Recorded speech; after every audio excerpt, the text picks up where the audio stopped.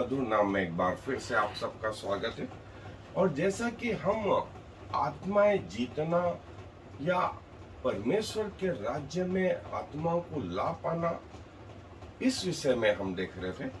और हमने बहुत सारी चीजें देखी हैं। आज एक महत्वपूर्ण जो विषय है वो ये कि बोना और काटना, कैसे बोएं और कैसे काटें, क्या काटें, कब काटें। और प्रभु का वचन जो है मैं आपके लिए पढ़ रहा हूं एक जगह से, जहां स्वयं प्रभु यीशु मसीह उस बीज बोने वाले दृष्टांत के द्वारा हमसे बहुत कुछ कहते हैं, जिसका वर्णन जो है लूका, मरकुस, मत्ती रचित सुसमाचार में भी पाया जाता है। और मैं आपके लिए मत्ती रचित सुसमाचार के 12वें अध्याय में से पढ़ रहा हूं। सो मेरे साथ निकाल लें मत्ती रचित सुसमाचार का 13वां अध्याय पद 1 से आगे तक। मत्ती रचित सुसमाचार 13वां अध्याय पद 1 से आगे तक। उसी दिन यीशु घर से निकलकर झील के किनारे जा बैठा और उसके पास ऐसी बड़ी भीड़ इकट्ठी हुई कि वह नाव पर चढ़ गया और सारी भीड़ किनारे पर खड़ी रही। और उसने उनसे दृष्टांत में बहुत सी बातें कही कि देखो, एक बीज बोने वाला बीज बोने निकला। बोते समय कुछ बीज मार्ग के किनारे गिरे और पक्षियों ने आकर उन्हें चुन लिया। कुछ पथरीली भूमि पर गिरे जहां उन्हें बहुत मिट्टी न मिली, और गहरी मिट्टी न मिलने के कारण वे जल्दी उगाए, पर सूरज निकलने पर वे जल गए और जड़ न पकड़ने से सूख गए। कुछ झाड़ियों में गिरे और झाड़ियों ने बढ़कर उन्हें दबा दिया। और कुछ अच्छी भूमि पर गिरे और फल लाए, कोई 100 गुना, कोई 60 गुना, कोई 30 गुना। जिसके कान हो वह सुन ले। और चेलों ने पास आकर उससे कहा, तू उनसे दृष्टांतों में क्यों बातें करता है? उसने उन्हें उत्तर दिया कि तुमको स्वर्ग के राज्य के भेदों की समझ दी गई है, पर उनको नहीं। क्योंकि जिसके पास है उसे दिया जाएगा और उसके पास बहुत हो जाएगा, और जिसके पास कुछ नहीं है उससे जो कुछ उसके पास है वह भी ले लिया जाएगा। मैं उनसे दृष्टांतों में इसलिए बातें करता हूं कि वे देखते हुए नहीं देखते और सुनते हुए नहीं सुनते और नहीं समझते। और उनके विषय में यशायाह की यह भविष्यवाणी पूरी होती है कि तुम कानों से तो सुनोगे पर समझोगे नहीं, और आंखों से तो देखोगे परंतु तुम्हें सूझेगा नहीं।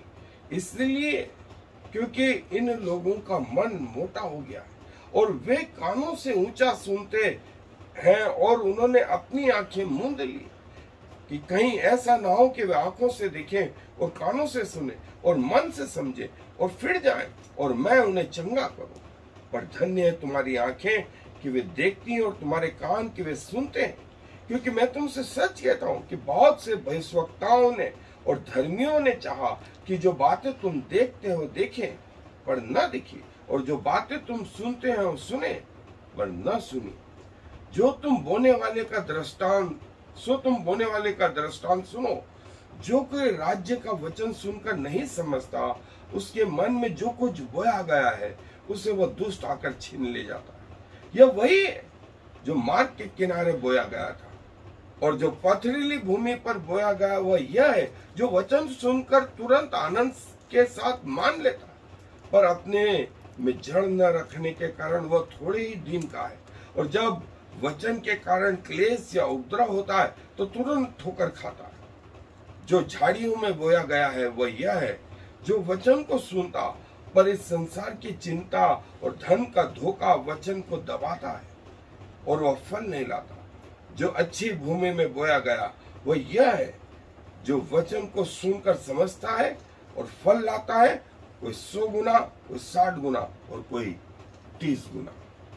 सो प्रभु हमारे जीवन से बात करते हैं कि कैसे बीज बोएं, कहां बोएं, कब अपेक्षा करें। और बीज कुछ और नहीं, परमेश्वर का वचन। और जो खेती करने जानते हैं वे अच्छे से जानते हैं कि खेती कैसे की जाती है। सो प्रभु इन दृष्टांतों के द्वारा हमारे आत्मिक जीवन से बात करता है। और एंड में प्रभु ने कहा, कोई 30 गुना, कोई 50 गुना, कोई 100 गुना फल लाया। बस यही हमारे जीवन से भी चाहिए। सो आए अपने अध्ययन पे चले। So the principle and practice of sowing and reaping, कैसे जो है बीज बोए जाए और कैसे फसल काटी जाए, और आए कुछ जो है प्रिंसिपल जो है हम देखें। सो पहला प्रिंसिपल जो है यशायाह के पुस्तक में उसके 5वें अध्याय में हमने देखा था कि उस भूमि को जोतो, उस भूमि को जोतो, और जब जोते तो कैसे जोते। सो उत्तर है प्रार्थना से। आत्मिक भूमि को प्रार्थना के द्वारा जोते जोते। और दूसरा प्रिंसिपल था कि पक्षियों को, या यूं कहें पत्थर को निकालें, ऑब्स्टिकल्स को निकालें, ऑब्स्टिकल्स को निकालें। और जब अच्छा बीज आप बोए तो पक्षियों को जो है भगाने का काम करें। आपने खेतों में वो पुतले देखे होंगे, वो इसीलिए कि पक्षी आकर के जो नुकसान कर जाते हैं वो नुकसान नहीं हो। और जो बीज है वो कंपेटेबल हो। हर जगह अंगूर नहीं होते, हर जगह सेवफल नहीं होते, हर जगह अखरोट नहीं होते, हर जगह काजू नहीं होते। उस भूमि के अनुसार बीज बोए, उस भूमि के अनुसार बीज बोए। तीसरा महत्वपूर्ण प्रिंसिपल, जिस कम्युनिटी में जहां के बारे में आप जानते हैं, जिस जगह जा रहे हैं वहां उसके अनुसार जो है वचन को बोने की कोशिश करें। और प्रत्येक बीज में एक प्रॉपर स्पेस दे। आपको याद है जैसे चावल की फसल को बोया जाता है, अलग अलग दूरी पर जो है उन पौधों को रोपा जाता है।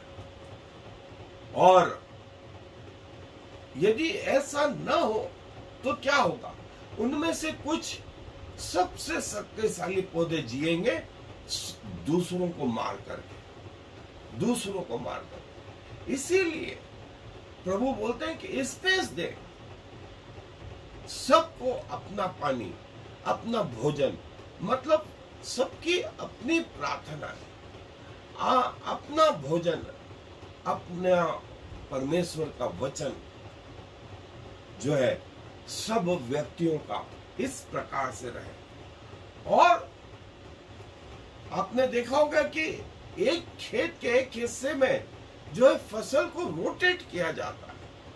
यदि एक हिस्से में गेहूं की फसल बोई है तो अगली फसल वहां चने की बोई जाएगी, फिर वहां दूसरी फसल बोई जाएगी। इस रीति से जो है बोना होगा।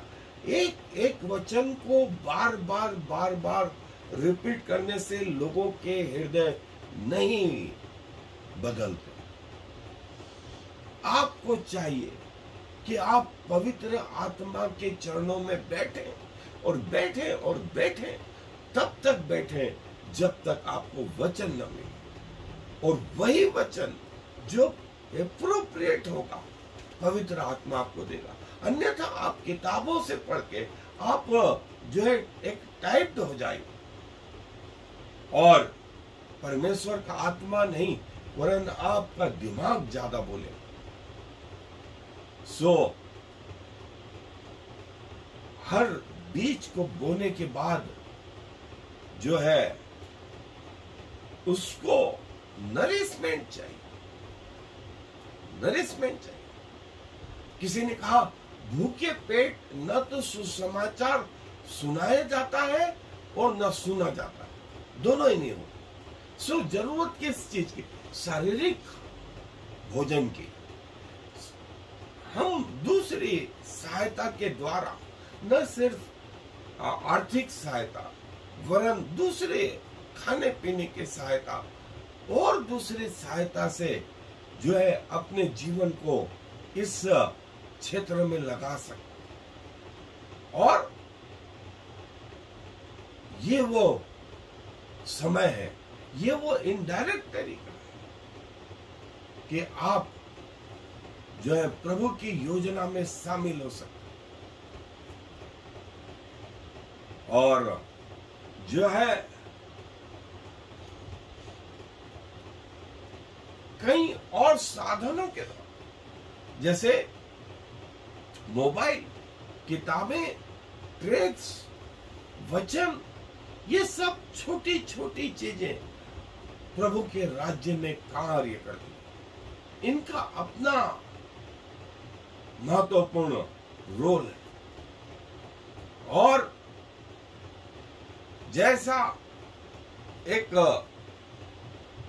फिजिक्स का प्रिंसिपल है न्यूटन का कि प्रत्येक फोर्स के पीछे एक विपरीत फोर्स भी काम करता है। जब आप इस रीति से कर रहे हैं तो शैतान चुप बैठेगा, तो ऐसा बिल्कुल नहीं है। शैतान भी विभिन्न तरीकों से अपने लोगों से, उनके जरिए से आपके विरुद्ध में काम करता है। और जैसा सुलेमान बोलता है कि सही समय पर उपयुक्त वचन जो है हृदय में शांति प्रदान करता। सही समय पर उपयुक्त वचन जो है वो हृदय में शांति प्रदान करता। और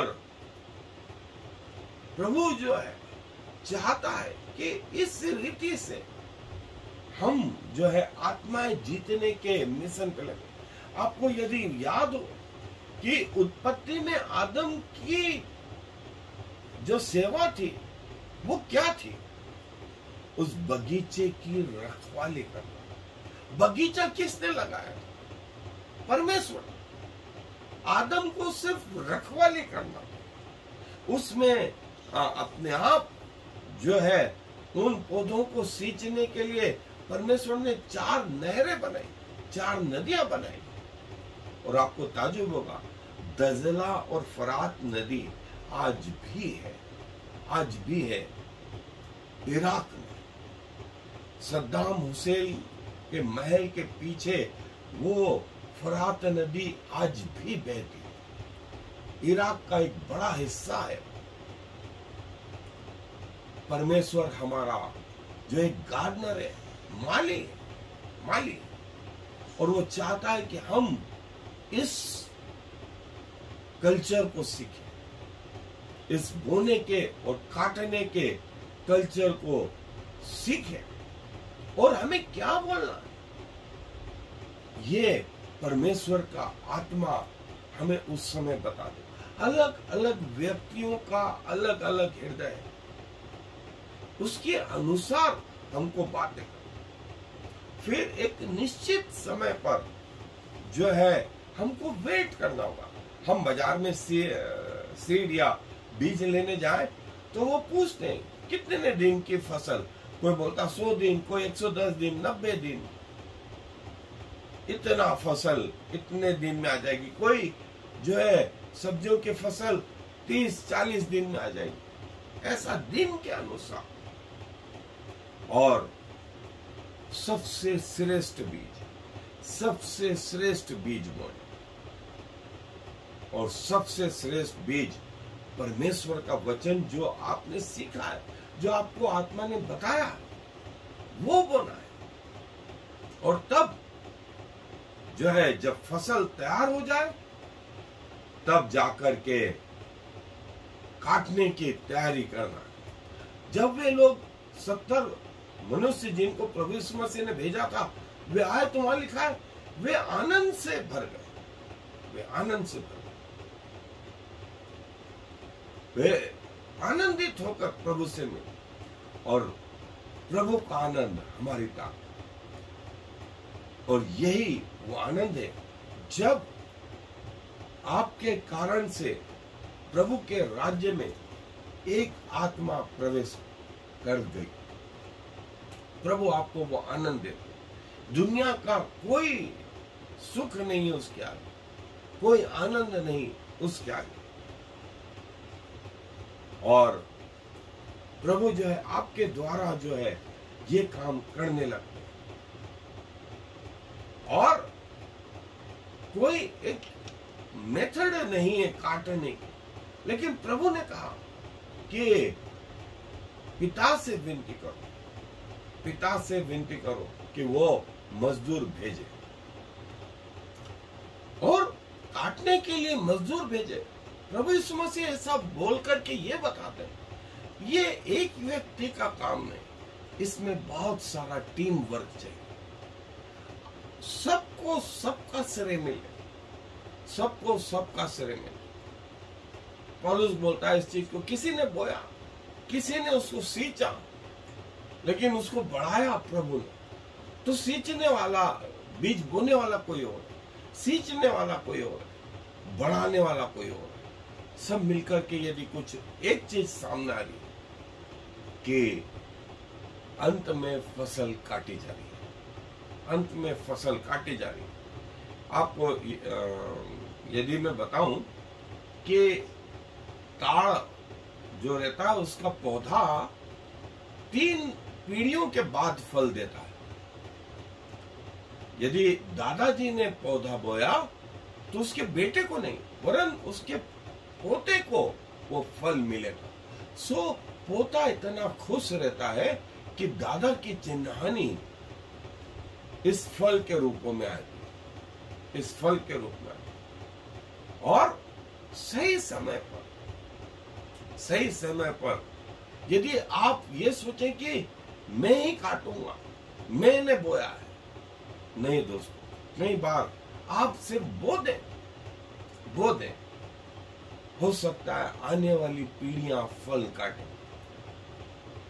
पौलुस को, पतरस को, याकूब, यूहन्ना को ये अंदाज नहीं होगा कि जो कार्य वे अपने समय पे कर रहे हैं 2000 साल में वो 2/3 दुनिया को बदल के रख देगा। सारी दुनिया के कोने तक, पृथ्वी के कोने तक प्रभु यीशु मसीह का नाम पहुंच जाएगा। और जैसा हम बराबर देख रहे हैं कि अपोजिशन के लिए तैयार है, अपोजिशन के लिए तैयार है।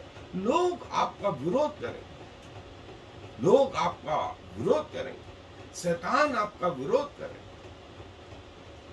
और लेकिन तैयार है। प्रभु आपकी सहायता करे, प्रभु आपकी सहायता करे। सो अपोजिशन और 3 महत्वपूर्ण जो चीजें कि कैसे आप एक व्यक्ति को, एक आत्मा को जीत सकते, उसका स्वागत, उसके साथ बातचीत, और तीसरा परमेश्वर का वचन पर आधारित जो है बातचीत। Law of sowing and reaping, बोना और काटना, बोना और काटना। प्रभु ये चाहता है, ये चाहता है न सिर्फ बोए, वरन काटने के लिए भी तैयार रखें। जो आपके पूर्वजों ने बोया है वो फसल काटने का समय आ गया है। जो शरीर के अनुसार बोता है वो शरीर की फसल काटे, और जो आत्मा के अनुसार बोता है वो आत्मा की फसल काटे। यदि आपने श्रेष्ठ बीज बोए हैं तो श्रेष्ठ फसल काटे, और जो आज रोते हुए बो रहे हैं कल जो है आनंद के साथ काटे। जो आप बोते हैं वो आप काटेंगे। सो प्रभु जो है ये कहता है कि तुम्हारे जीवन में ये क्षण कि न सिर्फ बोना वरन काटना भी, बोते चले और पीछे से काटते भी चले।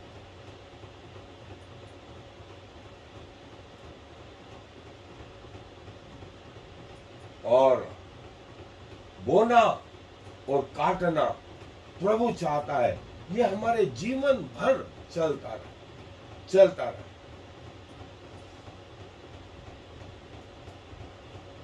यदि बुराई बोई है तो बुराई काटना है, यदि अच्छाई बोई है तो अच्छाई काटना है। सो प्रभु अपने वचन पर आशीष दे। धन्यवाद देते हैं कि आपने अपने लोगों को जो है वो आत्मिक बीजों के बारे में बताया, और प्रभु आपने आदम को जो है उस अदन के बगीचे में जिसे आपने लगाया था उसकी रक्षा करने के लिए ठहरा दिया।